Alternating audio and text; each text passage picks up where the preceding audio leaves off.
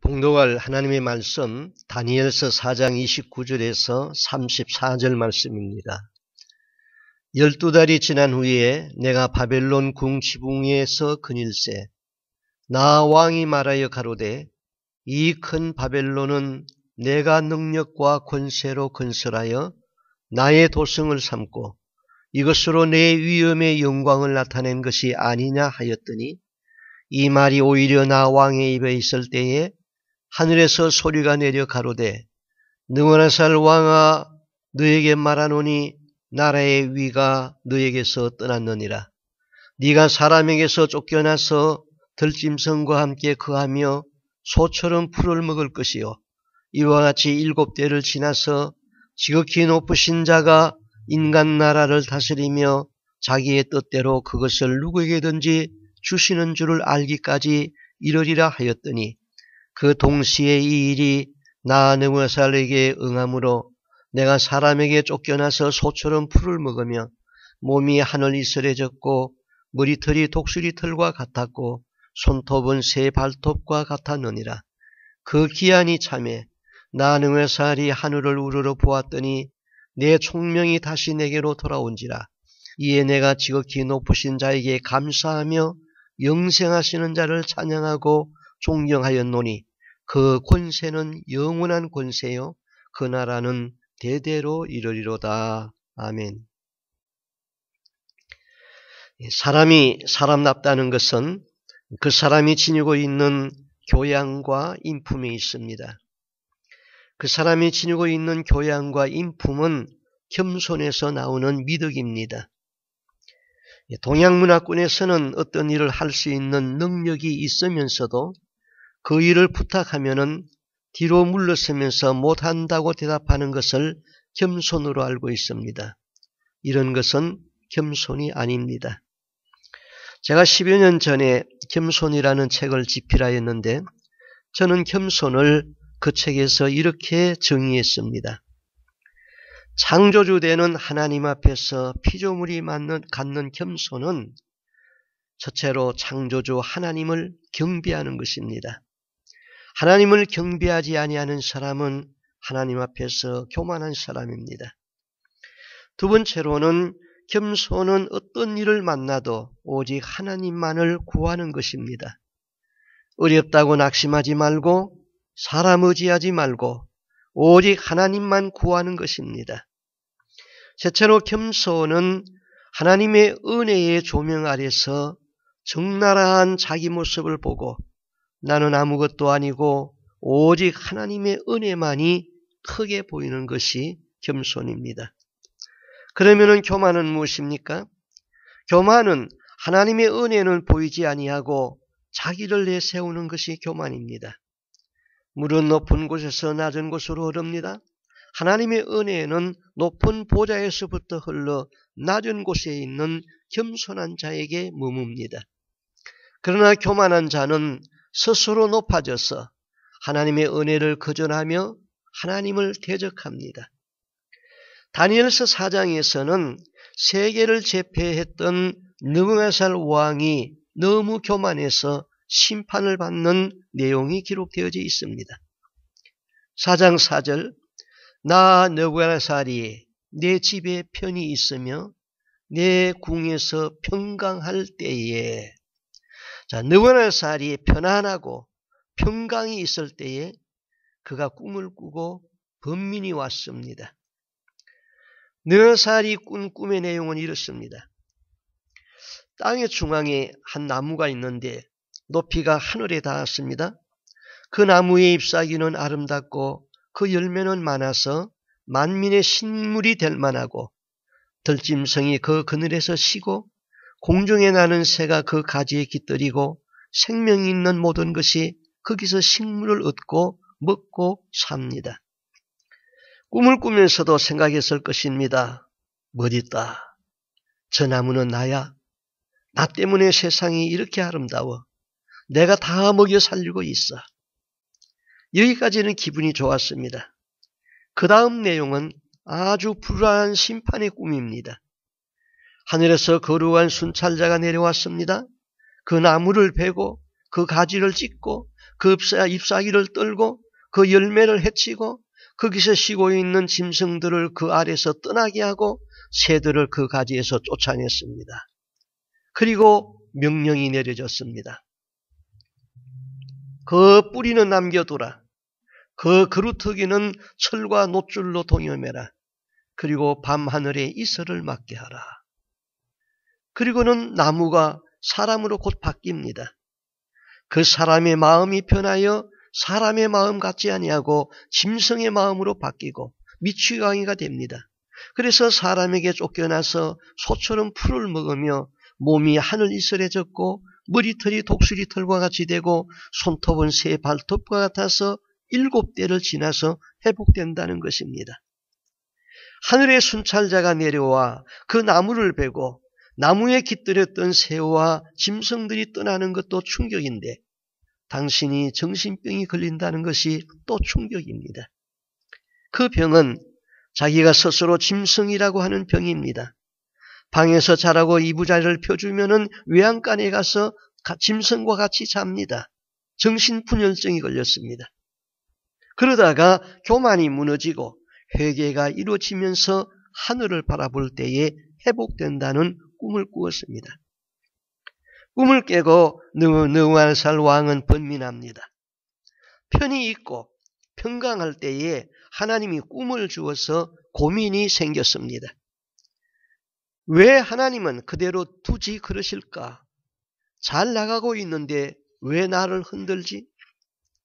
지금 느부갓네살이 누리는 평안은 거짓된 평안입니다.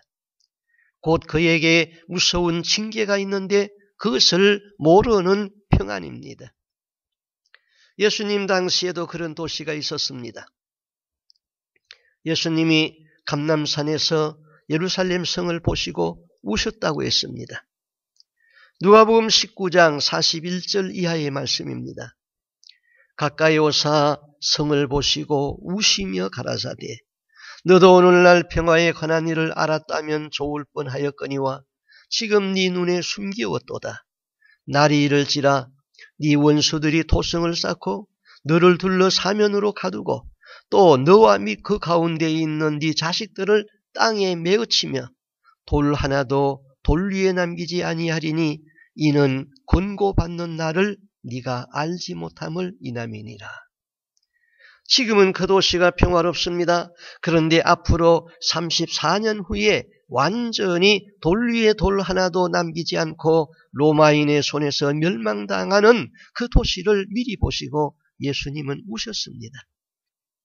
마태복음 23장 37절 이하에서는 이렇게 말하지요.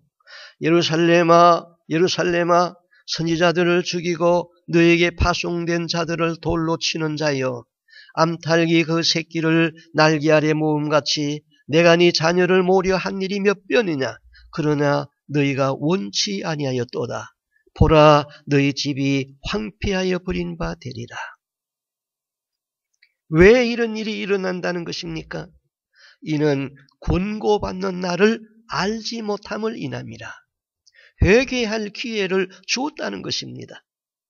하나님은 사랑이라서 예루살렘에 끊임없이 선지자들을 보내어서 그들을 깨우치기를 원했습니다.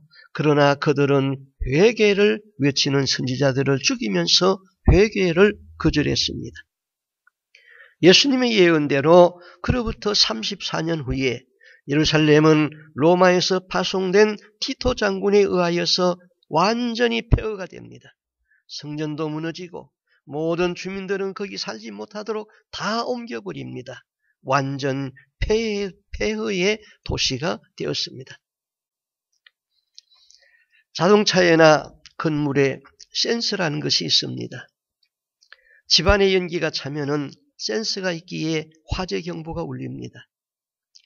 우리에게는 느낄 수 없이 우리 속에 파고 들어온 죄가 우리 속에 있는데 하나님은 센서가 너무 정확하기 때문에 그것을 알고 계십니다.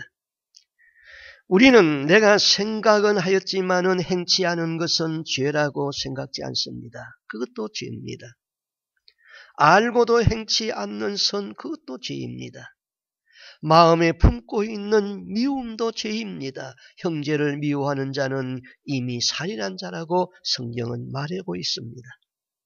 또 하나님은 네가 선을 행하였지만은 너의 영광, 세상 사람들은 그 사람이 훌륭한 일을 하였다고 말하였지만은 하나님은 아니다. 그가 이뤄놓은 선한 일이 그 일의 업적보다 마음으로 자기를 높이고 자랑한 죄가 더 크다고 하십니다. 우리가 하나님의 법을 모르기 때문에 죄를 짓고도 센서가 둔하여졌습니다. 그래서 하나님이 개입합니다. 징계가 옵니다. 사람은 죄를 모르기 때문에 왜 하나님이 나를 흔드는지를 모릅니다. 특별히 교만한 사람은 죄를 죄로 깨닫지를 못합니다. 징계는 하나님이 사랑하는 자에게 주시는 하나님의 경고입니다. 하나님은 경고합니다. 너 그대로 가면 죽는다. 지옥에 형벌이 있다고 경고합니다. 그런데 사람들은 지옥이 어디 있어? 그대로 둬. 하나님은 사랑입니다. 네가 지옥에서 영원히 불 가운데서 고생하는 것을 볼 수 없다 깨웁니다. 깨우는 방법이 하나님의 징계이고 그의 사랑하는 아들마다 징계한다고 그랬습니다. 한국에 40년 사귀고 있는 친구가 있습니다. 제가 신학교 입학할 때에 120명이 입학했는데 졸업할 때는 40명이 졸업했습니다. 저에게는 그 40명 중에 지금까지 친구로 남은 사람은 2명 있습니다. 그런데 한국에 있는 그 한 친구가 저보다 나이는 6살 많았습니다. 정말 목회를 잘하였고 인품도 좋은 목회자로 한 교회에서 40년 목회하고 은퇴했습니다. 그런데 얼마 전에 뇌암 판정을 받고 몇 개월 못 산다는 시한부 인생 판정을 받고 살 가망이 없었습니다. 여러분, 목사라고 다 천국 가는 것 아닙니다. 정말 서로가 아끼었던 친구였기 때문에 또 목사였기 때문에 반드시 천국에서 만나야지 구원에서 누락되면 아니 되었기에 제가 그에게 편지를 썼습니다. 죽기 전에 회개할 수 있도록 죄를 지적했습니다. 죄를 지적한다는 것이 얼마나 어렵습니까? 나는 그 친구에게 비하면 모든 것이 부족한데 어떻게 죄를 지적합니까? 그렇지만은 나는 회개하면서 사는데 그 친구는 회개가 덜 된 것 같습니다. 그 친구를 위하여서 깊이 기도하는데 하나님이 그를 사랑하기 때문에 하나님은 깨닫고 회개시키기 위해서 그런 병이 온 것이라고 믿어집니다. 회개가 이루어지면 병도 나을 수 있습니다. 그리 아니하실지라도 천국입니다. 회개가 이루어지지 아니하면 목사라도 구원에서 누락됩니다. 제가 기도하면서 편지를 A4 용지 2장을 가득 썼습니다.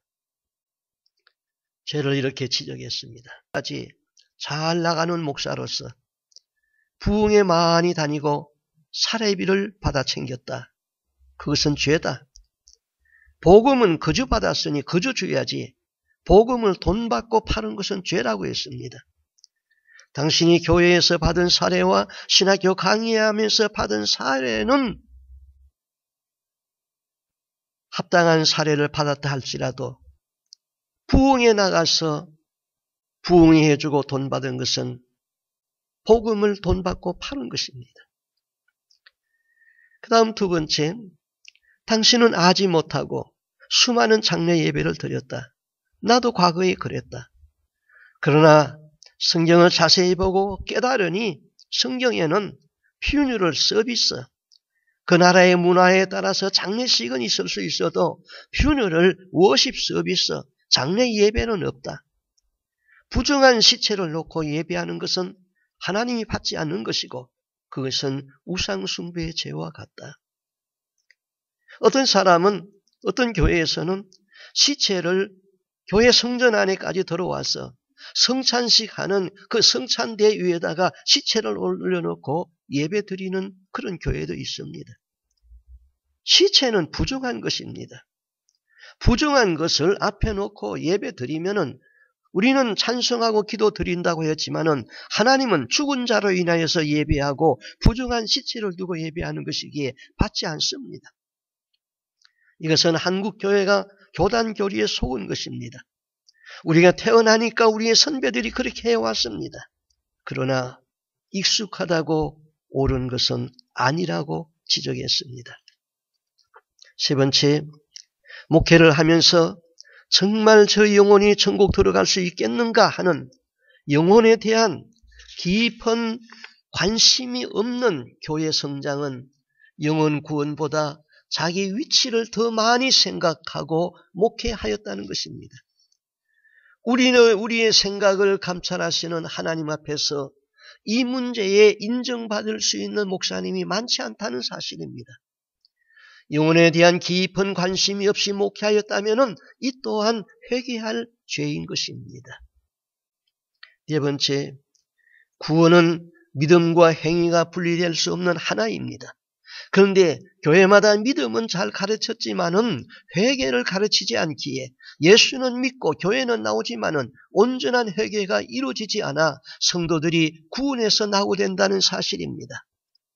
영혼을 맡은 목사로서 책임이 크고 목사들이 성도들을 잘못 가르쳐서 지옥에 떨어진다면은 그 죄는 심판받아 마땅한 것입니다.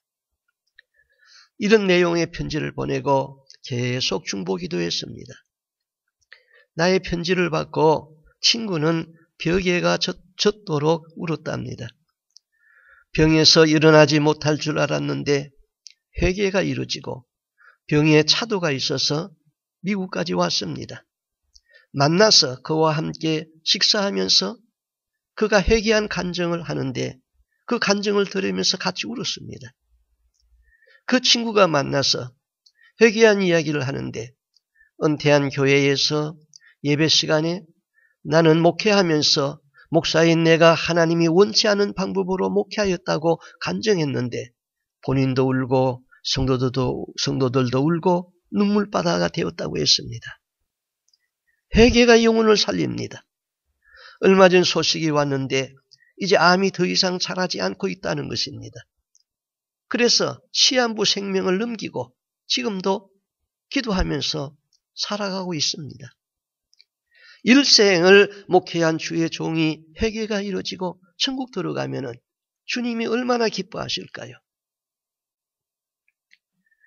자녀들이 게임에 깊이 빠져서 공부를 하지 않습니다. 어머니가 와서 게임 그만하라고 공부하라고 합니다. 그런데 자녀가 말을 안 듣고 대꾸합니다. 게임이 너무 재미있습니다. 어머니는 고함을 치다가 그 다음에는 해추를 들고 왔습니다. 왜 그럽니까? 게임하는 꼴이 보기 싫어서 그럽니까? 아이가 재미에 빠져있는 꼴이 보기 싫은 것입니까? 그건 아니죠. 게임은 웨이스트 타임인데 저놈이 계속 저렇게 가면은 이 시대의 낙오자가 되고 제약가림도 못하게 인생이 망가진다. 그것을 알기 때문에 그러는 것이죠. 그런데 나는 자녀들의 삶에 끼어들어서 자녀가 잘못된 길로 가지 않도록 말리면서 하나님이 내 삶에 끼어들어 해초리를 들면은 도저히 이해하지 못하는 영적으로 무지한 사람들이 너무나 많습니다. 느부갓네살의 평안은 거짓된 평안이고 사실은 교만이었습니다. 30절이 증거합니다. 나 왕이 말하여 가로되 이 큰 바벨론은 내가 능력과 권세로 건설하여 나의 도성을 삼고 이것으로 내 위엄의 영광을 나타낸 것이 아니냐. 나 하는 사람은 교만이 있습니다. 모든 것을 자기 중심으로 생각합니다. 다니엘이 느부갓네살의 꿈을 해석하여 주었습니다. 왕의 나라가 무너지고 왕이 정신 이상자가 된다고 경고라고 일러주었습니다. 혹시 이 징계를 피할 수 있는 길은 회개하고 자비와 선을 베풀라고 권고했습니다. 그런데 느부갓네살은 무시했습니다.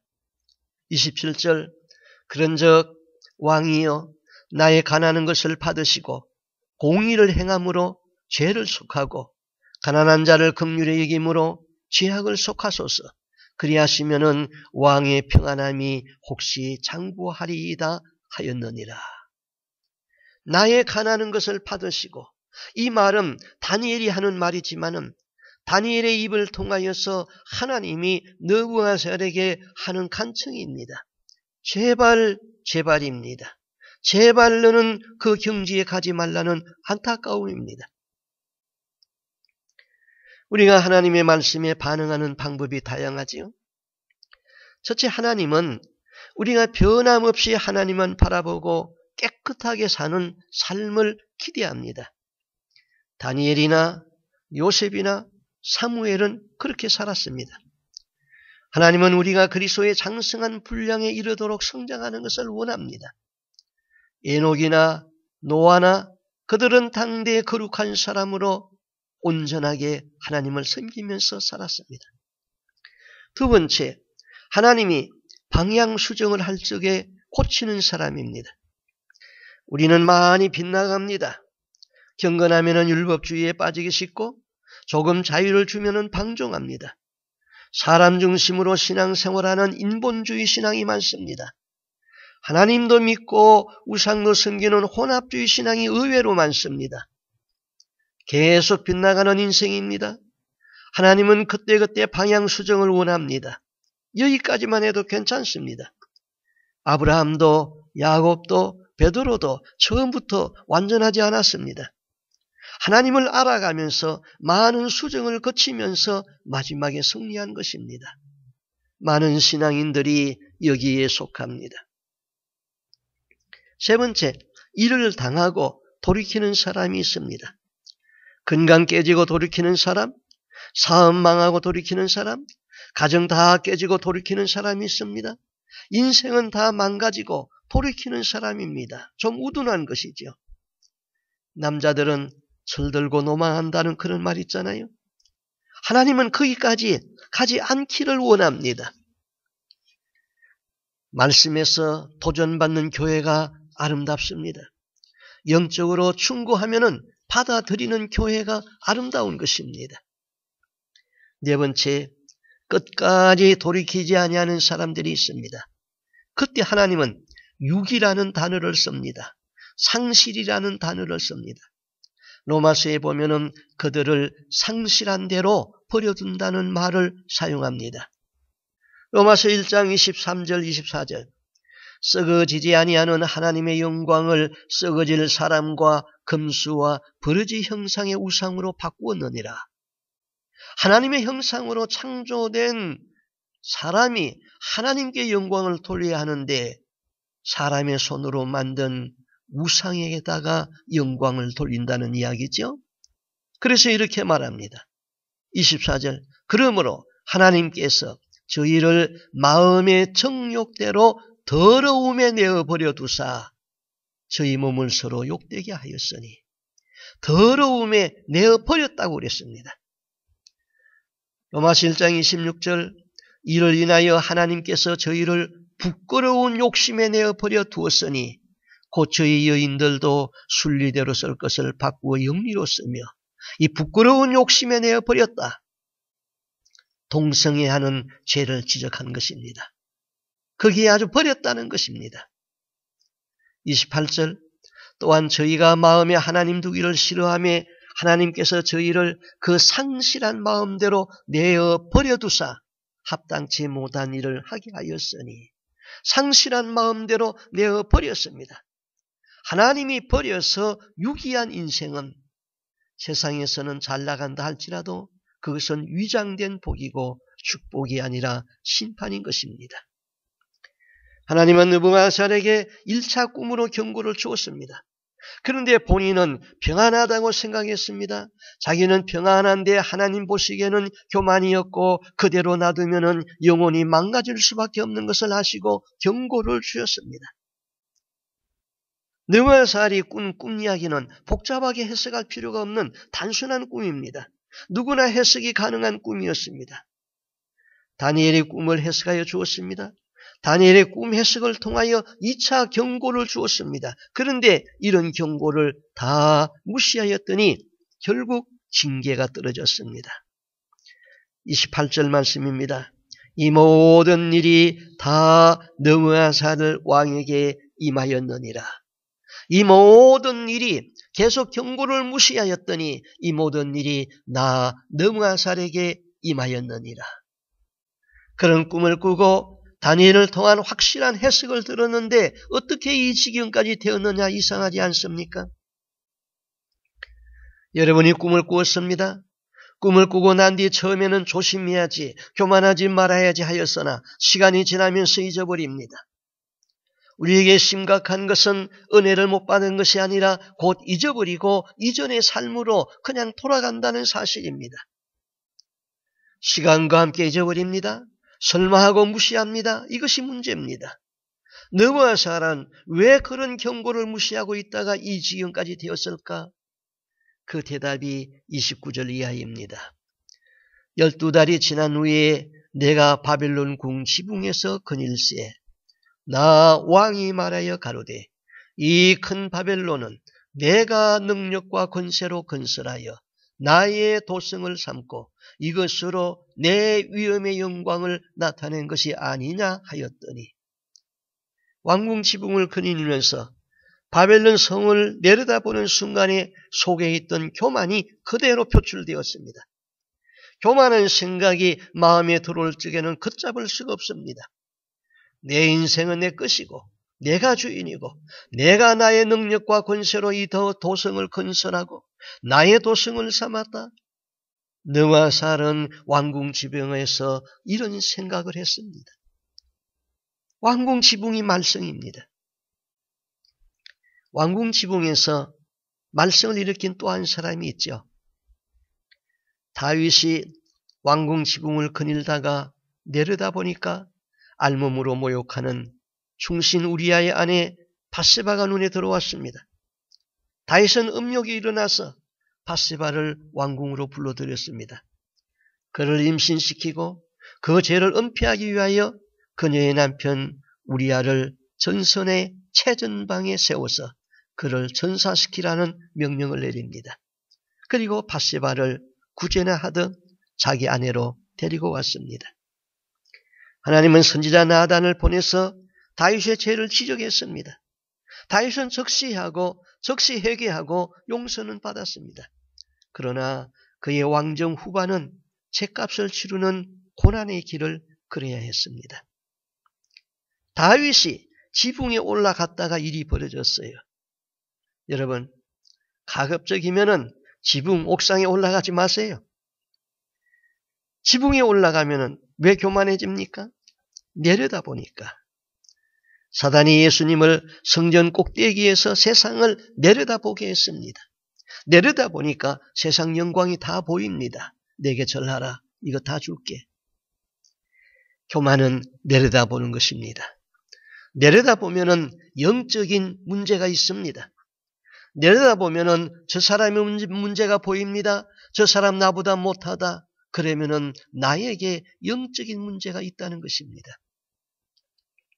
성경은 다른 사람을 나보다 낮게 여기라고 했습니다. 성령 충만한 사람은 다른 사람을 귀하게 봅니다. 다른 사람을 아주 아낍니다. 배려합니다. 인도의 성자 선다싱은 새나 짐승과 대화를 하였습니다. 참새자매여 여우 형제여 그런 이야기합니다. 사람들은 그를 신비주의자라고 매도했습니다. 아닙니다. 하나님의 은혜를 받고 하나님의 손길이 가 있는 하나님의 숨결을 보니까 모든 것이 소중하고 모든 것이 사랑스러워 보이는 것입니다. 제가 여러분에게 참새하고 어울려 놀면서 참새를 불러 자기 손바닥에 불러 모으고 모유를 주는 그런 동영상을 보내주었습니다. 보통 사람도 2년간 참새에게 정을 주니까 참새가 손바닥 안에서 모유를 먹습니다. 우리가 하나님의 사랑과 은혜가 충만하면은 하나님이 창조한 만물에 하나님의 신성이 보이고 하나님의 숨결이 느껴지고 하나님 창조한 피조물과 대화가 되어지는 것입니다. 천국은 사랑이지요. 그래서 천국에 가면은 천국에 있는 피조물과도 새와도 식물과도 대화가 가능한 것이지요. 우리는 심판은 하나님께 맡기고 우리는 사랑할 뿐입니다. 성령이 메마르고 은혜 떠나면은 모든 것이 불평스럽습니다. 불만입니다. 그때는 그 사람이 말할 때 보면은 그 사람이라고 말하지 않아요. 그것들, 그 종자. 말부터 남을 무시합니다. 내려다보는 시선, 그것이 교만이고 거기서부터 망가집니다. 높은 곳에서 내려다보면서 우리는 보기 좋다, 모든 것이 내 아래에 있다, 기분 좋다 하지만은 하나님의 센스에는 경고등이 깜빡깜빡하고 들어오는 것입니다. 제가 목사가 되고 30살에 목사 안수를 받았는데요. 얼마 안 돼서 형제들과 함께 모여서 제가 이야기를 하고 있었습니다. 그런데 저보다 17살 위인 만누이가 저를 보고 자꾸 웃습니다. 자, 17살 위면은 어머니 뻘이죠. 그래서 제가 누님 왜 자꾸 그렇게 웃으세요? 그랬더니 대답이 아주 저를 웃겼어요. 동생 목사가 갓난아기 때 내가 기저귀 채워주던 것이 생각나서 웃었대요. 그래요.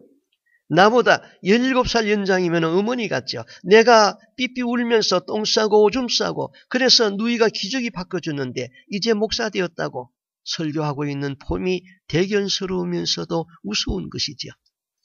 그러니 그 누님 앞에서 제가 교만 떨면 되겠습니까? 이런 이야기가 에스겔서에 있습니다. 에스겔서 16장 22절 말씀을 제가 읽어드리겠습니다. 네가 어렸을 때에 벌거벗어 적신이었으며 피투성이가 되어서 단짓하던 것을 기억지 아니하고 네가 모든 가증한 일과 음란을 행하였느니라. 너 어려서 어머니 뱃속에서 나와서 피투성이로 발짓하던 너 아니냐? 이제 조금 컸다고 네가 하나님을 잊어버리고 교만해지고 가증한 일을 하느냐? 하나님이 보니까 먼지 같은 인생이요, 벌레요 구더기 같은데 왜 그렇게 교만 떠느냐 그 말씀입니다. 하나님은 느부갓네살에게 총명이 떠났다고 했습니다. 네 나라냐? 아니다. 네 권력이냐? 아니다. 하늘에서 주지 아니하면 네 것은 없다. 너의 교만, 너의 중심의 삶, 그것을 내가 깨우칠 것이다. 네가 깨지는 방법은 이 방법밖에 없다. 너에게 총명이 떠나는 것이다. 하나님은 쉽게 인생을 흔들지 않습니다. 내가 조금 죄 짓는다고 금세 죄값으로 차가 뒤집어지고 아닙니다. 죄가 깨미가 찰 때까지 기다립니다. 그러면서 계속 센스에 불이 들어오게 합니다. 때로는 급할 때도 있습니다. 하나님은 오래 기다리면서 경고하였습니다. 우리는 그 경고를 거부했습니다. 거기에 하나님의 마음에 아픈 것이 있습니다. 교만한 사람의 인생 속에는 하나님의 이야기가 들어갈 수가 없습니다. 하나님은 교만한 사람과 함께 일하지 않습니다. 교만한 사람은 천국에서 하나님과 함께 살 수 없습니다. 천사라도 교만한 마음으로 하나님의 보좌를 넘겨보는 순간 하늘에서 내쫓아내버렸습니다. 겸손하면은 하나님의 은혜가 그 위에 머뭅니다. 물이 높은 곳에서 낮은 곳으로 흐르듯 하나님의 은혜는 높은 하나님의 보좌에서부터 흘러서 낮은 곳에 임합니다. 하나님의 은혜는 겸손한 사람에게 머뭅니다. 우리는 날마다 하나님의 은혜가 필요합니다. 하나님의 은혜 거두면 우리 마음은 마귀 운동장이 됩니다. 마음이 높아지고 교만하며 하나님의 은혜를 받을 수 없습니다. 교만하면 하나님의 은혜가 안 들어옵니다. 하나님이 우리를 낮추시는 것은 하나님의 은혜를 받고 은혜로 살게 하기 위해서입니다. 하나님은 하늘에 닿은 나무를 베기는 하되 그 그루터기는 남겨두라고 했습니다. 이것은 느부갓네살에게는 더 없는 은혜였습니다. 그래서 때가 지나니까 회복할 수 있는 기회를 주었습니다. 느부갓네살이 정신의 이상이 오고 망가지고 그렇게 되기를 원하는 것이 하나님이 아니라 그렇게 되지 않기를 바라는 것이 하나님의 뜻입니다. 그래서 꿈을 준 것입니다. 17절이 핵심이지요. 이는 순찰자들의 명령대로요 거룩한 자들의 말대로니 곧 인생으로 지극히 높으신 자가 인간 나라를 다스리며 자기의 뜻대로 그것을 누구에게든지 주시며 또 지극히 천한 자로 그 위에 세우는 줄을 알게 하려 함이니라. 너는 네가 인생의 주인이고 모든 권력이 너로부터 나온다고 생각하지만은 재물도 네 것이고 생명도 네 것이라고 권력도 네 것이라고 생각하지만은 하나님이 주권자이다. 하나님은 우리의 삶에 대해서 우리보다 훨씬 민감한 센스를 가지고 있습니다. 우리는 평안하고 잘 나가고 모든 것이 만족스러운데 하나님 보시기에 문제가 많을 때 하나님은 경고를 주십니다. 하나님의 경고는 부드럽고 조용한 경고입니다. 당장 삶을 뒤집어 엎거나 그러지 않습니다. 그런데 계속해서 깨닫지 못하면 하나님은 어느 날 삶을 흔들 수밖에 없습니다. 우리는 하나님이 가진 센스에 이미 경고등이 켜졌는데 미련하여서 깨닫지 못하는 것은 아닙니까? 겸손하여 여호와를 구하면 형통하고 교만하여 하나님의 뜻을 거역하면 망하는 법입니다. 겸손이 내 몸에 훈련되어지고 겸손이 체질화되도록 하십시오. 오직 하나님을 구하는 삶, 하나님을 예배하는 삶, 내가 낮아지는 삶을 살 수 있는 은총이 있기를 바랍니다. 기도하겠습니다. 하나님 아버지, 우리 모두는 겸손의 고귀한 가치를 잘 압니다. 그럼에도 남을 배려하지 못하고 무시하고 마음 상하는 말을 함부로 내뱉고 그것이 다 우리 속에 교만이 있기 때문에 그렇습니다. 하나님 아버지, 모든 주권이 하나님에게 있다는 것도 인정합니다. 그런데도 순간순간 살면서 나를 내세우고 내가 주권자인 것처럼 말도 하고 행동도 했습니다. 하나님 이러한 제도를 이 시간 깨닫고 회개의 은총을 더하여 주시옵소서. 하나님의 은혜는 높은 곳에서 낮은 곳으로 임합니다. 우리의 마음가짐과 자세를 낮추고 겸손히 내 몸에 훈련되어지고 겸손히 체질화될 수 있는 거룩한 하나님의 백성이 되게 하여 주옵소서. 심령이 깨끗하여서 하나님의 경고의 음성을 들을 적에 고운 마음에 인식하고 깨닫고 하나님 앞에 회개하면서 나아갈 수 있는 그런 정직한 영, 깨끗한 마음을 허락하여 주시옵소서. 말씀을 통하여서 날마다 방향 수정이 이루어져서 그리스도의 장성한 분량에 이르도록 성장하게 하여 주옵소서.